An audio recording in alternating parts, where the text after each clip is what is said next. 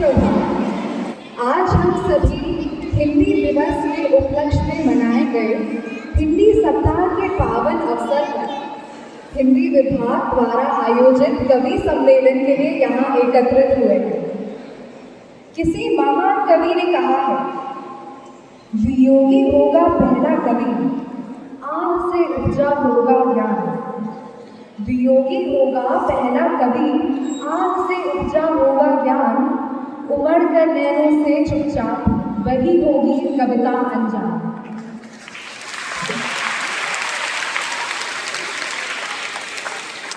कविता वही अच्छी होती है जो सच्ची होती है, और सच्ची कविता वही है जो हमारे हृदय से उभरती है।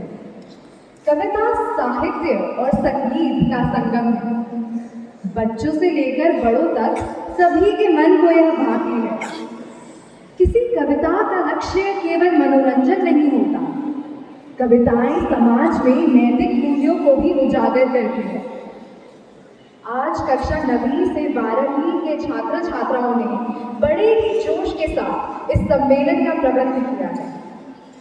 तो हमें आशा है कि इसी उत्साह को कायम रखते हुए भारत के विभिन्न क्षेत्रों से आए हमारे कवियों के भावों को आप अच्छी तरह सुनेंगे।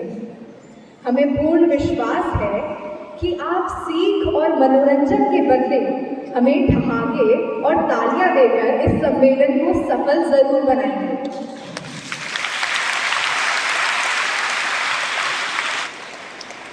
तो इस सम्मेलन को प्रारंभ करते हुए मैं कहना चाहूंगी कि जो हमारा भारत देश है वो कुछ सालों पहले अंग्रेजों के अधीन था, पर आज भारत इन जंजीरों से परे एक मुक्त गगन में उड़ान भर रहा है।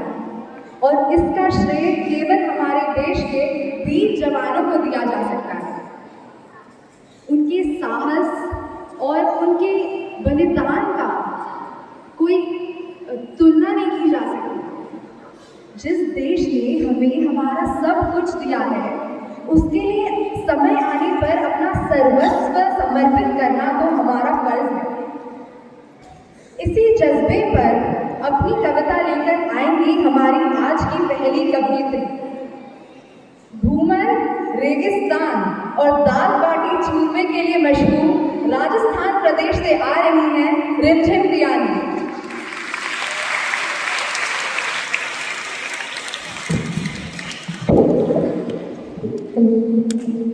सभी श्रोतागण को मेरा सादर नमस्कार।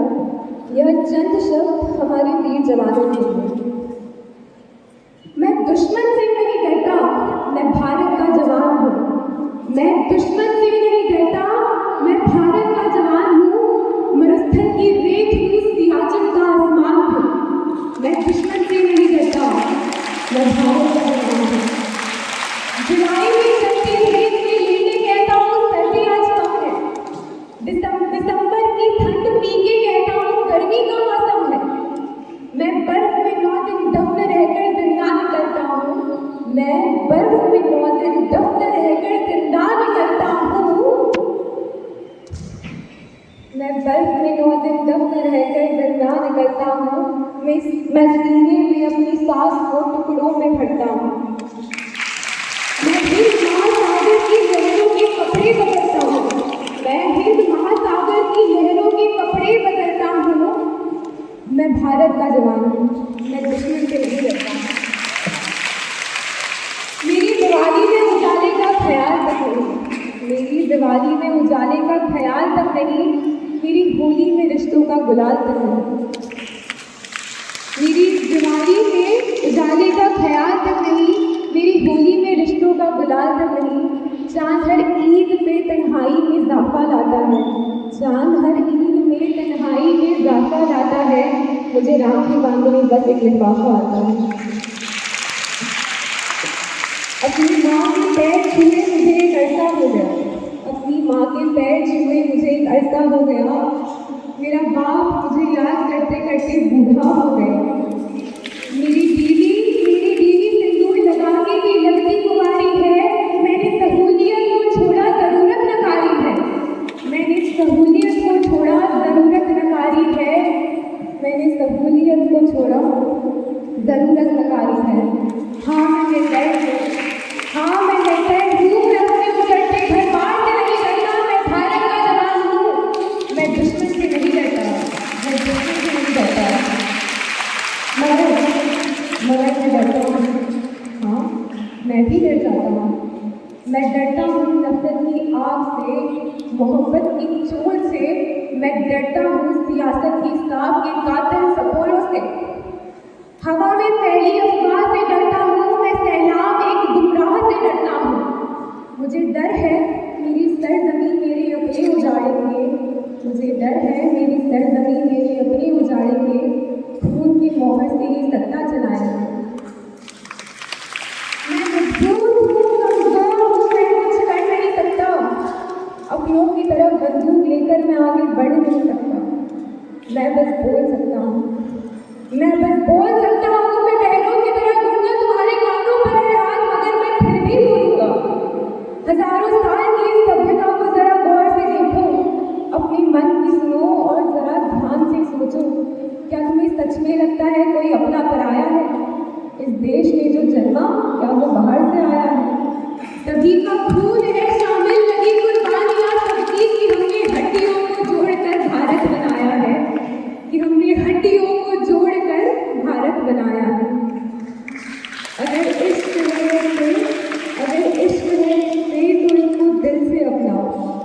अगर मजहब कोई पूछे तो हिंदुस्तान बतलाओ।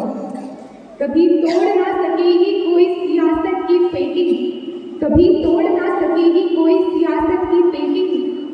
जुड़ो ऐसी जड़ से कि जान कहलाओ, जुड़ो ऐसी जड़ से कि जिंदगी की जान कहलाओ, जुड़ो ऐसी जड़ से कि जिंदगी की जान कहलाओ। पहाड़ी वादियाँ मैदान साथी हो या सहरा हो, पहाड़ी वादियाँ मैदान साथी हो या सहरा हो, तिरंगा 3 रंगों से बना लगता सुनहरा हो, तिरंगा 3 रंगों से बना लगता सुनहरा हो। मेरे साथ तो बस तुम सब हो, मेरे साथ तो बस तुम सब हो। तब आज एक मिलके प्रण लो कि इस सड़क पर कभी खून नहीं होगा, इस भारत की सड़क पर कभी खून नहीं होगा। मैं सरहद पर हूँ, तुम मेरे आंगन पर पहरा दो। मैं सरहद पर हूँ, तुम मेरे आंगन पर पहरा दो। मैं सरहद पर हूँ, तुम मेरे आंगन पर पहरा दो। धन्यवाद।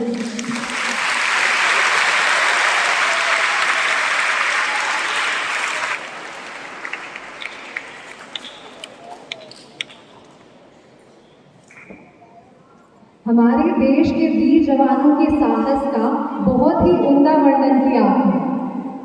हमारे अगले कवि को बुलाने से पूर्व मैं कुछ पंक्तियां कहना चाहूंगी।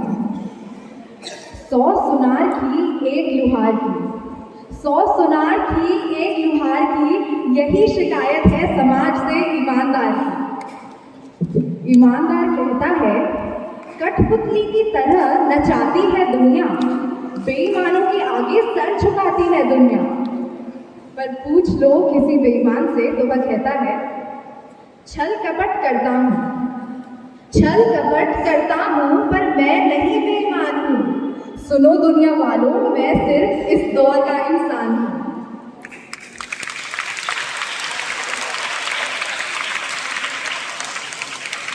भ्रष्टाचार और बेईमानी पर कटाक्ष करने आ रहे हैं हमारे अगले कवि। इनकी इस आलोचना की प्रत्येक पंक्ति हास्यजनक है, तो विडंबना और व्यंग्य से परिपूर्ण अपनी कविता के साथ आ रहे हैं दिल्ली शहर से गौरांग बाहेती।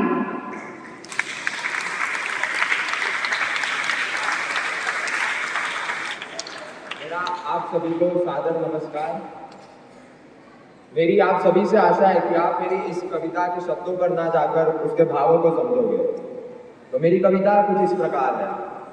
मन मैला तन उजड़ा भाषण लच्छेदार, ऊपर सत्याचार है भीतर भ्रष्टाचार। झूठों के घर पंडित बाचे कथा सत्य भगवान की, झूठों के घर पंडित बाचे कथा सत्य भगवान की। जय बोलो बेईमान की, जय बोलो बेईमान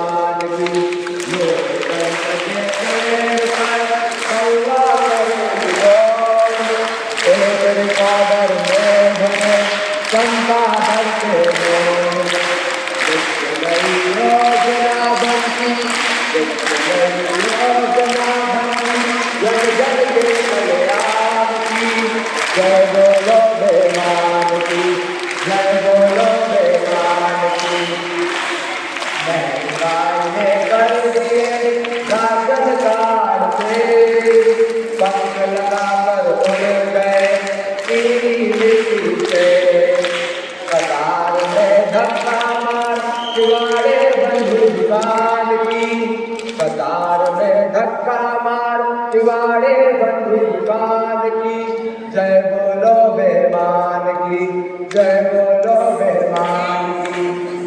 तो जो अगला संतरा है वो इस देश में दौड़ रहे विकास के बारे में बताएगा, तो जरा ध्यान से सुनिएगा। डाक तार संचार का प्रगति कर रहा काम। अब ये जो पंक्ति थी वो नेताजी द्वारा कही गई है। यह हमें बता रही है कि देश में प्रगति हो रही है, परंतु किस गति से, ये अगली दो पंक्तियां बताएगी। डाक तार संचार का प्रगति कर रहा काम, कछुए की गति चल रहे लेटर टेलीग्राम, धीरे काम करो तब होगी उन्नति हिंदुस्तान की, धीरे काम करो तब होगी उन्नति हिंदुस्तान की, जय बोलो बेमान की, जय बोलो बेमान की। वेतन लेने को खड़े प्रोफेसर जगदीश, 600 पर दस्तखत किए मिले 420, 600 पर दस्तखत किए मिले 420।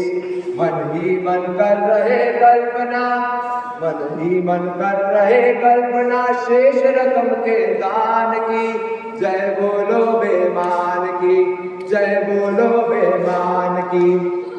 अगली जो 4 पंक्तियां हैं वो वेटिंग टिकट वालों की हालात वह किस परिस्थिति से जूझते हैं उसके बारे में बताएगी, और वह उस परिस्थिति से निकलने के लिए क्या योजनाएं बनाते हैं उसके बारे में बताएगी। तो जरा गौर से सुनिएगा।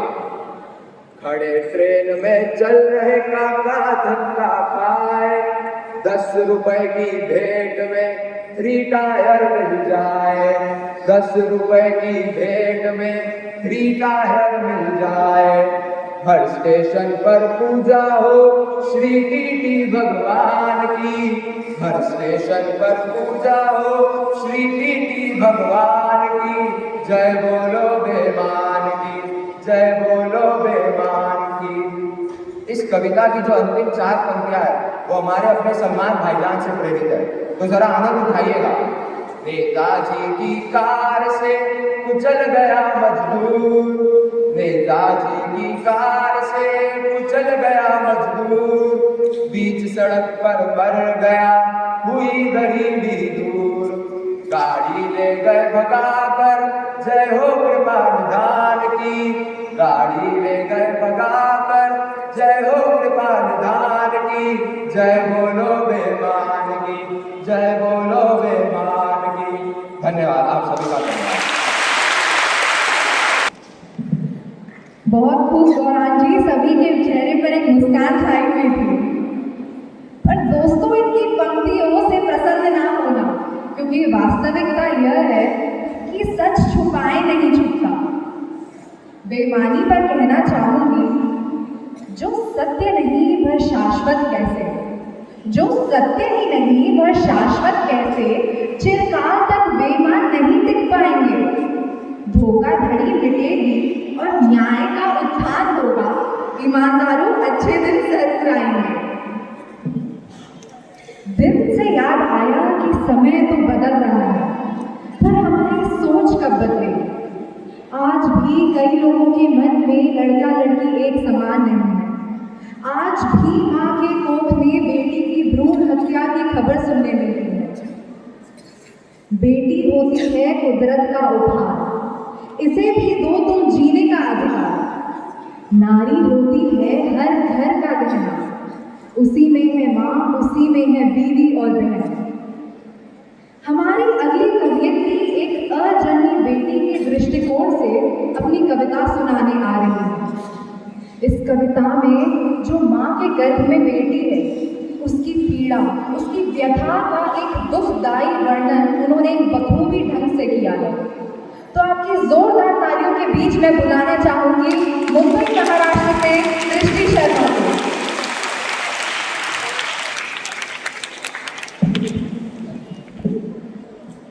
नमस्कार, मेरा नाम दृष्टि शर्मा है और मैं कक्षा 9वीं ब की छात्रा हूँ।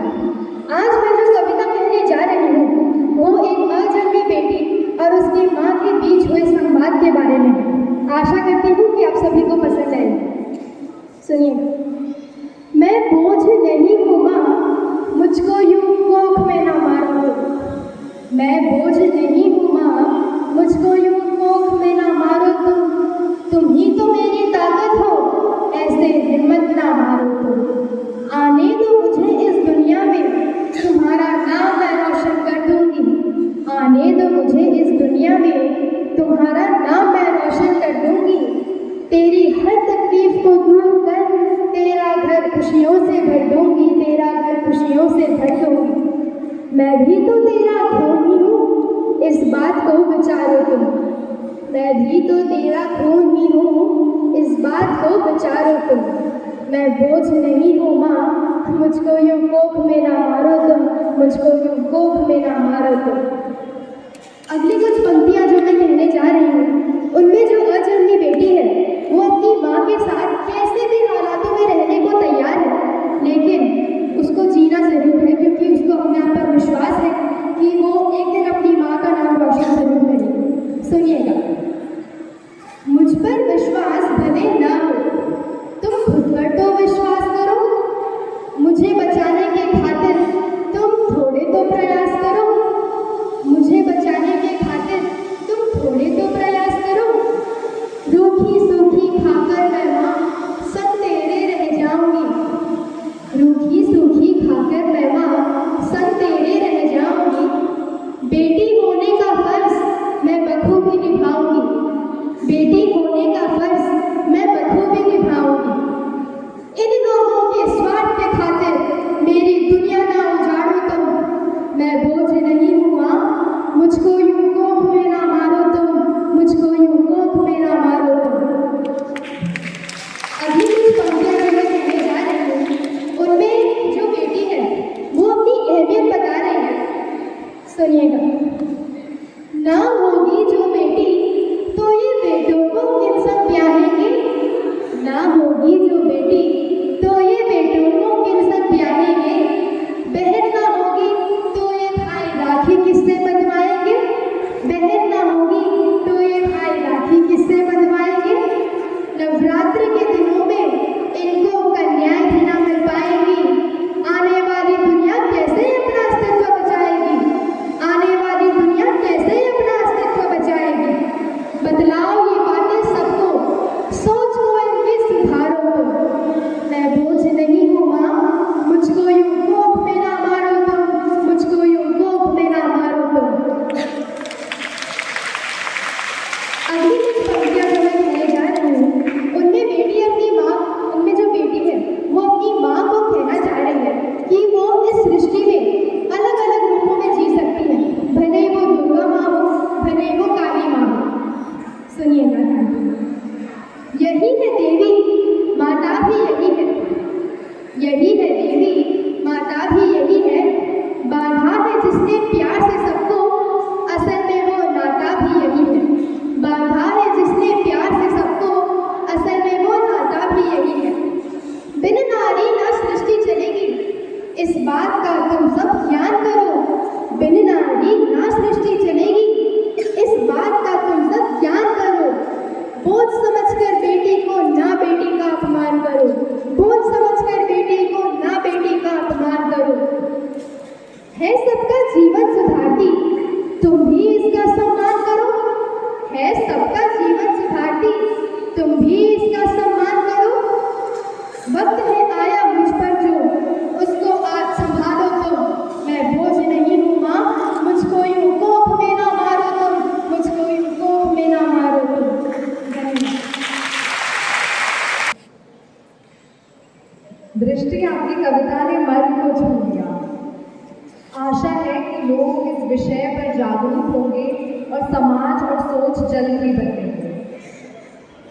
उम्मीद पर दुनिया कायम है, यह हम सभी ने सुना। सफलता प्राप्त करने के लिए नित्य निरंतर प्रयास के साथ धैर्य रखना भी अति आवश्यक है। संघर्ष भी आखिर अपने संघर्ष लाता है। संघर्ष भी आखिर अपने संघर्ष लाता है। इस विषय पर जो हमारे अगले कवि की भावनाएं हैं वह आपको तरंगित करेंगी, यह मेरा विश्वास है। तो जहां गरबा डांडिया की नहीं है रुकती टूटी ताल, फाफड़ा और जलेबी युक्त है जवां की थाल, वही प्रदेश से आ रहे हैं हमारे अगले कवि कमाल। स्वागत कीजिएगा सूरत गुजरात से मल्हार पच्छीगर का।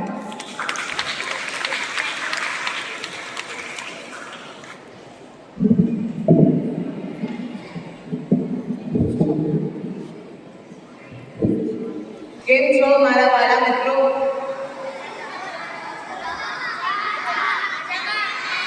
जैसे कि मेरी प्रिय मित्र कोमल सुमानी ने आप सभी को इस बात से अवगत करवाया कि मैं हमारे प्रिय प्रदेश गुजरात का निवासी हूँ, किंतु हिंदी दिवस के उपलक्ष्य में आज मैं आप सभी के सामने एक हिंदी कविता प्रस्तुत करने आया। मेरी इस कविता का मूल भाव आशावादी, और मुझे भी यही आशा है कि मेरी यह आशावादी कविता आप सभी के जीवन में आशा भर देगी। कृपया इसके मर्म को समझिएगा और अपने जीवन में उतारिएगा। तो गौर से सुनिएगा। हर एक संकट का हल होगा, वह आज नहीं तो कल होगा। हर एक संकट का हल होगा, वह आज नहीं तो कल होगा। माना कि अंधेर बहुत, माना कि अंधेर बहुत और चारों ओर नाकामी है। माना कि अंधेर बहुत और चारों ओर नाकामी है। माना कि थक्के टूट गए और सफर अभी दुर्गामी है। माना कि थक्के टूट गए और सफर अभी दुर्गामी है।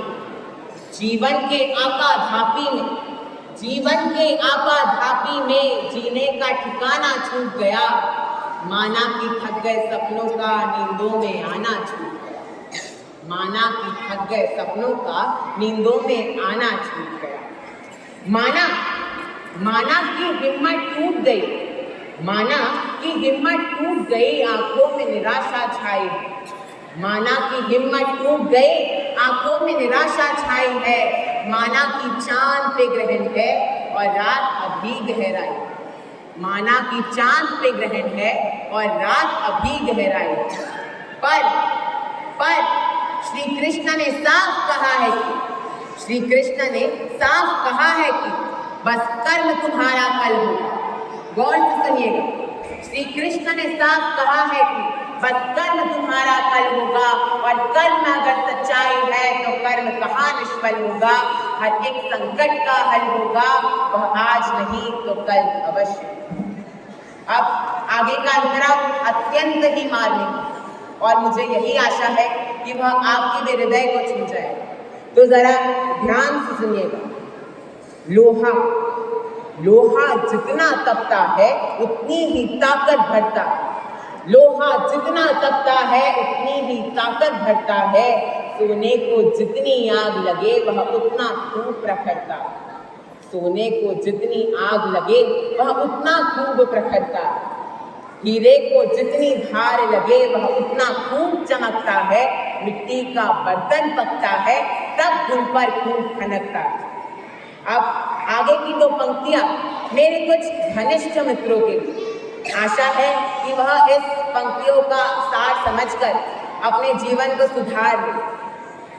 सूरज जैसा बनना है तो सूरज जैसा जलना होगा। सूरज जैसा बनना है तो सूरज जितना जलना होगा। नदियों सा आदर पाना है तो पर्वत छोड़ निकलना होगा। नदियों सा आदर पाना है तो पर्वत छोड़ निकलना होगा। और हम आदम के बेटे हैं।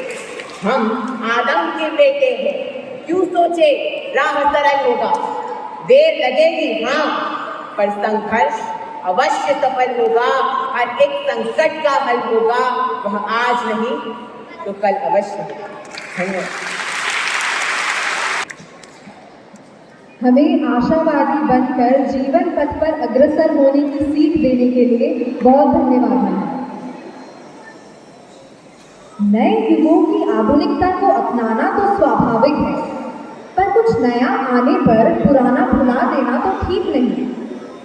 नए जमाने के नए मोबाइल फोन ने आज के बच्चों पर नकारात्मक प्रभाव डाला है।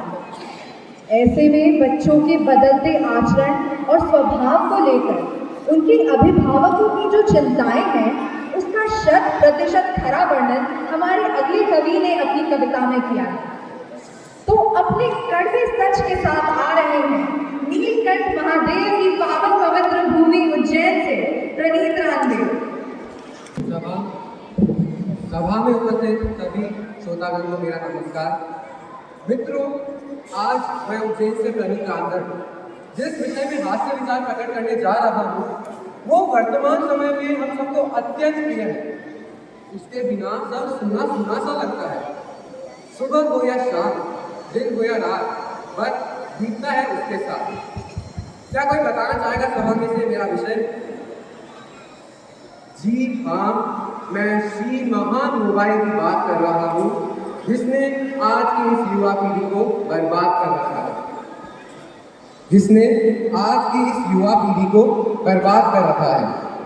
मेरी कविता पूरी और ध्यान से सुनने के बाद आप लोग इन पंक्तियों से जरूर सहमत होंगे कि पहले सहजता थी, सादगी थी, बंदगी थी। जब ये व्हाट्सएप और फेसबुक नहीं था ना, तब जिंदगी थी। मैं आशा करता हूँ कि आप लोग मेरी कविता के शब्दों पर न जाकर उनकी भावनाओं को समझेंगे। तो ध्यान से सुनिएगा। हम लोग मित्रों टेलीफोन से चले थे। और आज मोबाइल तक आ गए हैं। लेकिन एक सच ये भी है कि जब तक मोबाइल वायर से बंधा था इंसान आज़ाद था, और जब से मोबाइल आज़ाद हुआ है इंसान मोबाइल से बंधा हुआ है। मोबाइल के आविष्कार ने कमाल कर दिया है, हमारा बुरा हाल कर दिया है। कहलाता तो ये दुनिया का सबसे बड़ा चमत्कार, लेकिन जब से लगा इंसान के हाथ, इंसान हो गया बेकार।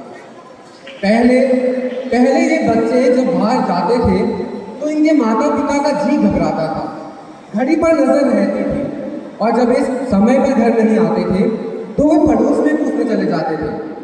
आज वही माता पिता बेबस है, लाचार है, उनका कोई बस नहीं चल रहा। उनकी आंखों के सामने ही मोबाइल उनके बच्चों को निकल रहा। ना वो चिल्ला रहे हैं, ना किसी को बुला रहे हैं। इस घटना ने उन्हें परेशान कर दिया है। ना वो चिल्ला रहे हैं, ना किसी को बुला रहे हैं। इस घटना ने उन्हें परेशान कर दिया है। अभी उन्होंने अपने बच्चे का बचपन देखा भी नहीं, और इस मोबाइल की दुनिया ने उसे जवान कर दिया। अभी उन्होंने अपने बच्चे का बचपन देखा भी नहीं, और इस मोबाइल की दुनिया ने उसे जवान कर दिया। मित्रों, बहुत दुखी हूँ, ये सब देखकर दिल टूट रहा है। हमारे द्वारा ही हमारे माता पिता के साथ रिश्ता छूट रहा है। बच्चों को मोबाइल ने बच्चों को खेल से, बड़ों को बातचीत से, और बुजुर्गों को हमसे इस कदर है दूर किया। अब एक बार क्या बोल दिया बेटा फोन छोड़ दे, बेटे का तो रूह ही सूझ गया। किसी खुशी में बड़ों का पैर छूना, गले लगाना, पीठ थपथपाना, पिता का कुर्ते की जेब से रुपया निकालना और कहना जो जी में आए खाना। गौरांग जी ये सब कहाँ गया? ये कैसी नादानी है अभी ये। हमें फेसबुक पर स्टोरीज की कहानी है, व्हाट्सएप पर स्टेटस लगानी है, टिकटॉक पर वीडियो बनानी है, और इंस्टा की तो पीछे बैठी पूरी युवा पीढ़ी दीवानी है। क्यों तू गौरांग जी? क्योंकि कच्चा बादाम की रील जो बनानी है, फोटोज पर लाइक्स की मारामारी है। और हम सब जानते हैं कि अपनी सेल्फीज को सबसे प्यारी है, क्योंकि हमें इसकी पोस्ट जो डालनी है।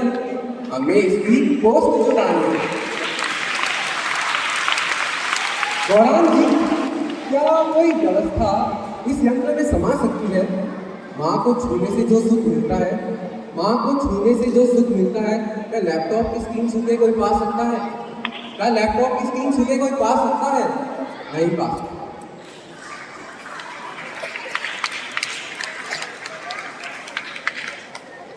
सोशल मीडिया ने समय, व्हाट्सएप ने रिश्ते, फेसबुक और इंस्टाग्राम ने हंसी, मैसेंजर ने कुछ छोटी छोटी बातचीत, गूगल ने याददाश्त, सब तो लिया है इसने छीन, फिर भी पता नहीं क्यों नहीं छोड़ी हम इसकी। लेकिन ये निर्णय आपका है कि आपको कैसे रहना है, कैसे जीना है।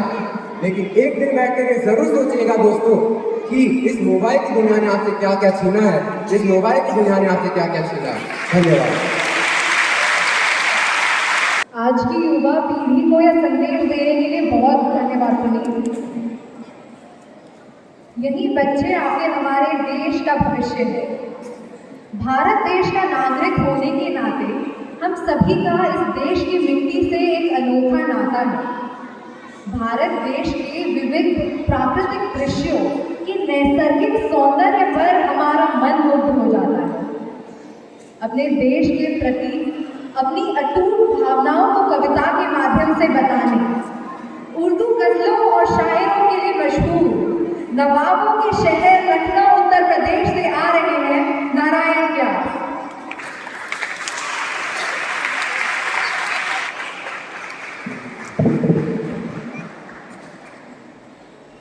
मैं अपनी देश की मिट्टी को बस पहचान लिखता हूँ। मैं अपनी देश की मिट्टी को बस पहचान लिखता हूँ। मेरा मजहब ना तुम पूछो, मेरा मजहब ना तुम पूछो, मैं बस हिंदुस्तान लिखता हूँ, हिंदुस्तान लिखता हूँ। सभा में मौजूद सभी श्रोतागण को मेरा नमस्कार। मेरी पंक्तियाँ कुछ इस प्रकार हैं। मुसलमान और हिंदू की जान, कहाँ है मेरा हिंदुस्तान, मैं उसको ढूंढ रहा हूँ, मैं उसको ढूंढ रहा हूँ। मुसलमान और हिंदू की जान, कहाँ है मेरा हिंदुस्तान, मैं उसको ढूंढ रहा हूँ, मैं उसको ढूंढ रहा हूँ। वो सालों पहला हिंदुस्तान, वो सालों पहला हिंदुस्तान, न बांग्लादेश न पाकिस्तान, न बांग्लादेश न पाकिस्तान। मेरी आशा मेरा अरमान, मेरी आशा मेरा अरमान, वो पूरा पूरा हिंदुस्तान, मैं उसको ढूंढ रहा हूँ, मैं उसको ढूंढ रहा हूँ। मुसलमान और हिंदू की जान, कहाँ है मेरा हिंदुस्तान, मैं उसको ढूंढ रहा हूँ, मैं उसको ढूंढ रहा हूँ।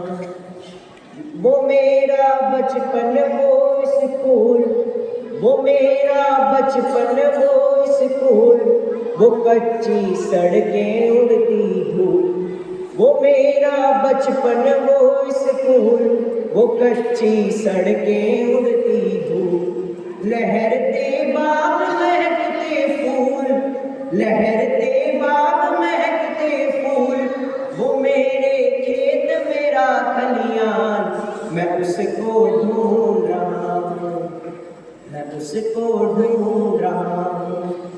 मुसलमान और हिंदू की जान, कहाँ है मेरा हिंदुस्तान, मैं उसको ढूंढ रहा हूँ, मैं उसको ढूंढ रहा हूँ। वो उर्दू गजलें हिंदी गीत, वो उर्दू गजलें हिंदी गीत, कहीं वो प्यार कहीं वो प्रीत। वो उर्दू गजलें हिंदी गीत, कहीं वो प्यार कहीं वो प्रीत। पहाड़ी झरनों के संगीत, पहाड़ी झरनों के संगीत, देहाती लहरा पूर्वी तान, मैं उसको ढूंढ रहा हूँ, मैं उसको ढूंढ रहा हूँ। मुसलमान और हिंदू की जान, कहाँ है मेरा हिंदुस्तान, मैं उसको ढूंढ रहा हूँ, मैं उसको ढूंढ रहा हूँ। जहाँ थे कृष्ण जहाँ थे राम, जहाँ थे कृष्ण जहाँ थे राम, जहाँ की शाम सलोनी श्याम। जहाँ थे कृष्ण जहाँ थे राम, जहाँ की शाम सलोनी श्याम। जहाँ की सुबह बनारस धाम, जहाँ की सुबह बनारस धाम, जहाँ भगवान करे स्नान, मैं उसको ढूंढ रहा हूँ, मैं उसको ढूंढ रहा हूँ। मुसलमान और हिंदू की जान, कहाँ है मेरा हिंदुस्तान, मैं उसको ढूंढ रहा हूँ, मैं उसको ढूंढ रहा हूँ।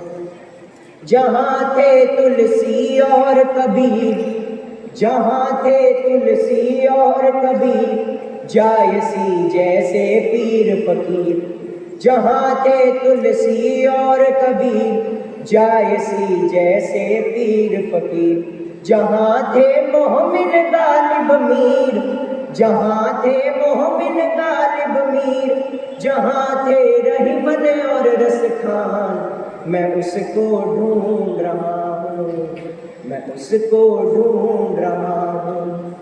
मुसलमान और हिंदू की जान, कहाँ है मेरा हिंदुस्तान, मैं उसको ढूंढ रहा हूँ, मैं उसको ढूंढ रहा हूँ।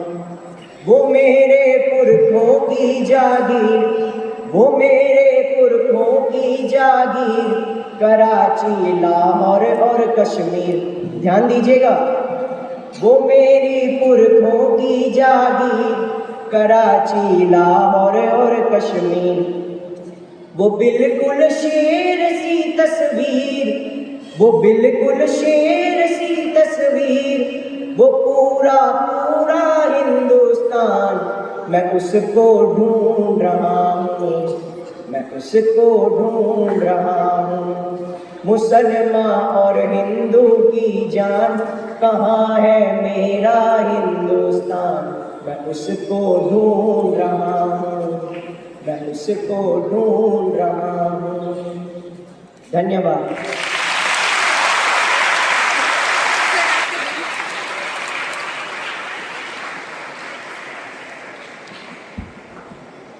आपकी कविता बहुत मधुर थी नारायण।